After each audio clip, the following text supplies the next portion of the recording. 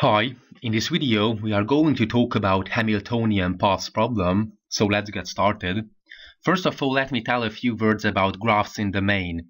In abstract mathematics, we called G that contains a set of vertices and edges, and this is the mathematical definition of a graph.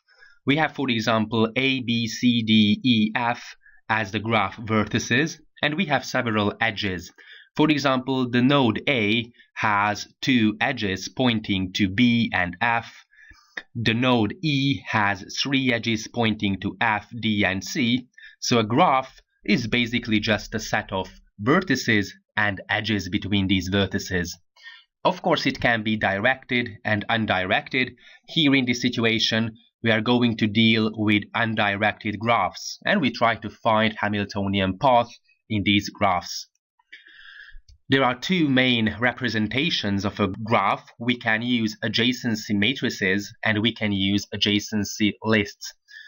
As far as complex problems are concerned, such as, for example, classical algorithms or any other graph algorithm, such as shortest path and so on, we should definitely use adjacency list. And this is called composition in software engineering, and it is a good programming practice to use composition, and that's why I usually use adjacencies list. But here in this situation, for finding Hamiltonian path, we can use adjacency matrices. And here we just have to define a matrix, a so-called A, with two parameters I and j, and its values can be either 1 or 0. 1 if there is a connection or an edge between I and j, or it is 0 if there is no connection. So for example, we have the A, B, C, D, E, F columns, and we have A, B, C, D, E, F rows. So it is going to be a quadratic matrix. And we come to the conclusion that, for example, because the A vertex has a connection to B and F, that's why the B and the F is going to be 1, and the other values will be 0. As far as the second row of the matrix is concerned, we come to the conclusion that the node B has two connections, A and C, and that's why the A is equal to 1 in this row, the C is equal to 1, and all the other values are going to be 0. And the diagonal values are 0 because there is no recurrent edges. So for example, the A node is not connected to itself, the B node is not connected to itself, the D node is not connected to itself, so that's why the diagonal values are usually 0. So this is how an adjacency matrix representation looks like. We have 1s when there's a connection, and there's a 0 when there is no connection. And with the help of this matrix, it is quite easy to, for example, come to the conclusion that, for example, the last row of the matrix, the F is connected to the node E because there's a 1, but the F is not connected to itself because there's a 0. The E is connected to C because there's a 1 in the adjacency matrix representation, and so on. So in the algorithm, we have to check whether there is a 1 or a 0 in this matrix, because we come to the conclusion that if there is a 1, they are connected, and if there is a 0, they are not connected. And it's good because we can decide whether we can go to that direction or not. So what about a Hamiltonian path? We have a 4-node graph, A, B, C, D, and a Hamiltonian path in an undirected graph is a path that visits every node exactly once. There's another definition, the so-called Eulerian path, that's going to visit every edge exactly once. But as far as the Hamiltonian problem is concerned, we have to visit every node or vertex exactly once. What is a Hamiltonian cycle? When the first node and the last node of the path is the same vertex, so the starting node and the end point of a Hamiltonian path is the same, so it forms a cycle. So for example, if the starting point is A, we can go to B, then we can go to C, then we can go to D, and we can go back to A. And this forms a Hamiltonian cycle because we visit each of the vertex of the given graph exactly once.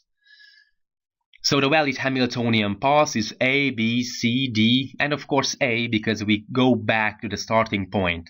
It's very important that there may be several Hamiltonian paths in a given graph. So Hamiltonian problem, determining whether such paths and cycles exist in graphs, is the Hamiltonian path problem. It is extremely hard. It is a so-called NP-complete problem. And direct principle helps to solve this problem because a simple graph with n vertices is Hamiltonian if every vertex has degree n divided by 2 or greater. The degree is the number of edges of a given vertex. So for example, if I go back here, we come to the conclusion that the A node has 2 edges, pointing to D and pointing to B. For example, the vertex C has 2 edges, pointing to B and pointing to D. So in this situation, all of the vertices has degree 2. And this is the so-called direct principle. It is a quite important fact that finding Hamiltonian path is NP-complete, which means that it's very, very hard, but we can decide whether such path exists in linear time complexity with the help of topological ordering. I'm not going to talk about topological ordering. If you are interested, you should take a look at the graph algorithm section, but we can do it in linear time complexity with the help of the depth-first search, famous graph traversal algorithm. So I think it's quite counterintuitive that it is a very, very hard problem, but we can get some information with the help of depth-first search in linear time whether it is feasible, so we can solve this problem or not. Because sometimes we can construct graphs that there is no Hamiltonian paths and cycles at all. Okay, so what about the solutions? There are 3 main solutions. The naive approach is to generate all possible configurations of the vertices and print a configuration that satisfies the given constraints. The problem is that if the graph has n vertices, that there will be n factorial configurations, so the so-called solution space is enormous, and it is very, very inefficient to go sequentially and test whether it is the right solution or not. By the way, if there will be quantum computers, it's not going to be a problem. We are able to solve NP-complete problems within seconds, within nanoseconds, because a quantum computer is not going to compute on a sequential basis. It is going to compute all the solutions because of the famous quantum principle, quantum entanglement, but it's okay. The second solution may be to constructing a tree-like structure. For example, we have a root, we have a left child and a right child. Of course, they may be several children, and the leaf nodes are bad solutions or good solutions. So we start at the root node and want to get to one of the good leaves. If you may recall that we have been talking about n-queens problem, and we have constructed a tree-like structure like this, and we can traverse it with the help of graph traversal algorithms such as depth-first search or breadth-first search. We usually use depth-first search, but anyways, if we get to a bad leaf, we just backtrack and keep moving on by revoking our most recent choice. So how it works in practice, we start at the root node. Then, in a depth-first manner, we go as deep as possible. We go to the C and we come to the conclusion that it is not a good solution, it is a bad solution. So we backtrack and revoke our most recent choice. We can go to the right and come to the conclusion that it is a bad solution. So we backtrack. At the root node, we have a choice, the right child, and we go there. Then we have an E, and we come to the conclusion that it is a good solution.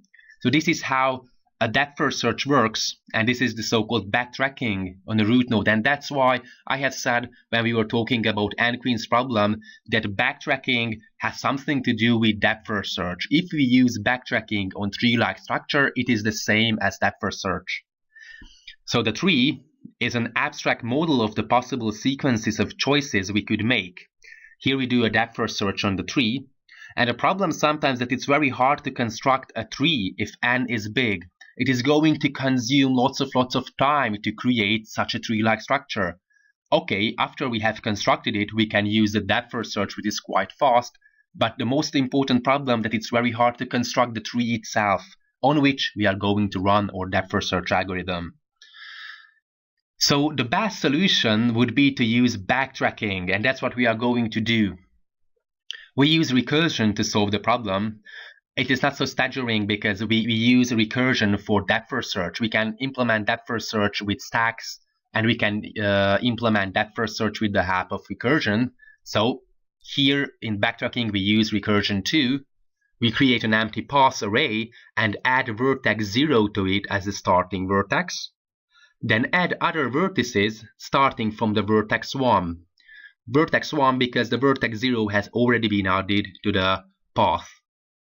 And before adding a vertex, we have to check two things. We have to check whether it is adjacent to the previously added vertex, because if it's not adjacent, then we are not able to go there with the help of the edges. And that's why the adjacency matrix representation is good, because we can decide. If it's a 0, it means that there is no connections. If it's a 1, it means that there is a connection between the two nodes. And the second thing we have to check to make sure that it is not already added to the path. Why? Because if we would add it, then we would visit a single node twice. And the Hamiltonian path, we have to visit every vertex exactly once.